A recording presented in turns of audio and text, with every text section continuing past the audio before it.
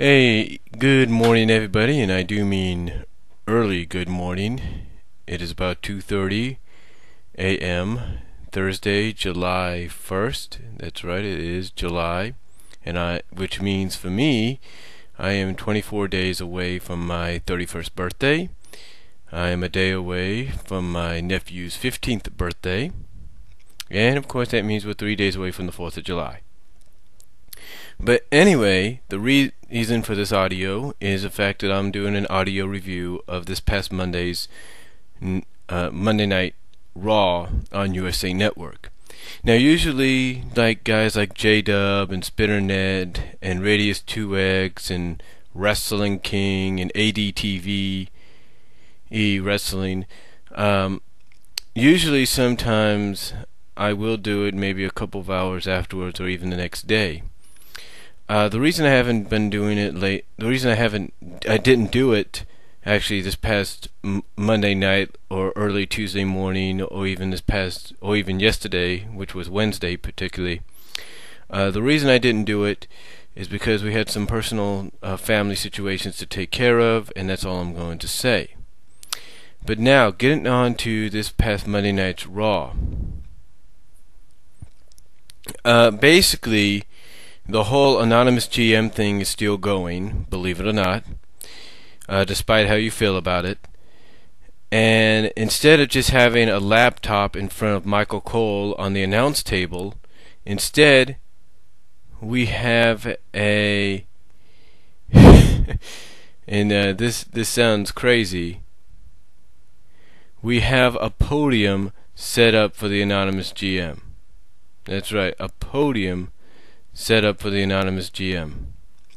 So anyway, the anonymous GM basically says through email that he will decide next week on what actions are taken towards the Nexus, that is the new group name for the Season 1 graduates of NXT, but what actions basically will be taken against the Nexus group for what they did to Vince McMahon last week. Now, there is a stipulation though, which kind of makes you know that something's not right here, that maybe this anonymous GM is in cahoots with the Nexus group. And the stipulation is that if the Nexus touch any WWE superstar, they will be fired. But if any WWE superstar touches the Nexus, they will be suspended. Now, the stipulation towards Nexus may sound more extreme, but here's the catch-22 on it. Nexus can do whatever they want to any non-WWE superstars, or as much as they want, without any repercussions. Excuse me if I butchered that word there, but repercussions. And the WWE superstars can't do anything to stop them because they'll be suspended. So basically, again, that makes it sound like the Nexus group is in cahoots with this anonymous GM and vice versa. So anyway, this is all announced. Basically, this whole thing's announced when John Cena comes down and interrupts one of Sheamus's promos on how he beat John Cena, how he could have beat John Cena without any help and all that. And instead, and this is what really caught Sheamus off guard, and I think caught a lot of fans off guard. John Cena doesn't come out and say, hey, let's have a rematch right here and now for the WWE title. No. Instead of doing that, he comes out and he tells Sheamus, hey, I'm not here to do that. I'm here to ask for your help. And basically he goes on to explain to Sheamus, if you think for 1 second they're not going to target you like they targeted me, then you're mistaken. And again, it's during all this that we find out the stipulations and the rulings by this anonymous GM. It's also during this whole thing that we find out, towards the end of this whole segment, that there's going to be a steel cage match at Money in the Bank between John Cena and Sheamus for the WWE title to ensure there will be no interference. Now, we also find out that Raw is going to have a Money in the Bank match to see who will have the opportunity to cash in a title shot anytime, anywhere they want for the WWE Championship. And the participants in the match are, and correct me if I miss anybody, R-Truth, Ted DiBiase, Evan Bourne, Randy Orton, Chris Jericho, I'm trying to think, John Morrison is the other, and The Miz. Those are the, I think, let's see, let's count that again. Randy Orton is 1, Edge is 2, Chris Jericho 3, Evan Bourne is 4, R-Truth is 5, John Morrison is 6, Miz is 7. I know there was somebody else. I'm trying to think on who that was. Trying to think. I can't even think of the name right now. It's somebody. I gotta look it up again, but it's one. Maybe you guys can help me. I'm trying to think on who it was.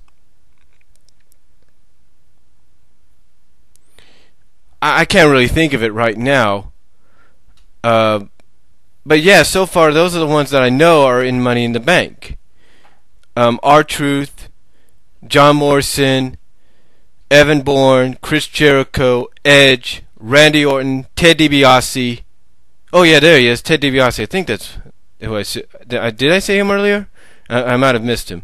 But Ted DiBiase, Miz, basically all those guys I just mentioned. Randy Orton, Edge, Evan Bourne, Chris Jericho, Ted DiBiase, Evan Bourne, John Morrison, and The Miz. Those are the ones that are in the match for a shot, for an opportunity, I should say, on to see who gets the opportunity, basically, to cash in at any time they want a shot at the WWE title. Now, we see these 8 participants in an 8-man tag team match, which was okay, which was pretty good. And Randy Orton does win the match for the team. They kind of have a little scuffle at the end, trying to reach for the briefcase, kind of show people what's going to happen or who's going to win it. And Randy's the one that goes up and reaches the briefcase. Now, what happens also during this night is the Legends are out to honor Ricky the Dragon Steamboat. The reason the Legends, Jerry Lawler, Michael P.S. Hayes, Arn Anderson, and Dean Malenko, and Mike Rotunda, IRS, are out to congratulate honor Ricky the Dragon Steamboat is because Ricky has a DVD out now. That's right. He has a 3-disc DVD on his career and some of his best matches, which I believe as a fan was long overdue and should have been done a long time ago, but is now here. And what happens is the Nexus group comes out and they attack the Legends. They literally attack the Legends. Basically, they surround the ring, and then finally, when they see the opportunities, they attack the Legends, take them out. So, and that's, again, part of the ruling. And again, that's basically the storyline where the Nexus group is taking advantage of the fact that they can do whatever they want and no superstar can stop them. So basically, storyline-wise, they have the power to do whatever they want. And again, this tells me this anonymous GM's in cahoots with them. And I've got a feeling, just my thoughts on it, we're going to find out who this anonymous GM is at Money in the Bank. I've just got that feeling. Now, you may have noticed, if you didn't watch Raw, but if you have watched Raw, you may have noticed by his absence there was no Wade Barrett. The reason Wade Barrett wasn't there, storyline-wise, is because he was in WWE offices in Stamford, Connecticut, meeting apparently with WWE management and the board of directors. Now, in reality, though, Wade Barrett's visa expired. That's right. Just like Drew McIntyre's visa expired, Wade Barrett's expired. So Wade, along with Drew, are now back in the United Kingdom. Now, apparently, from what I've read and understood, WWE is working on trying to get them back on television.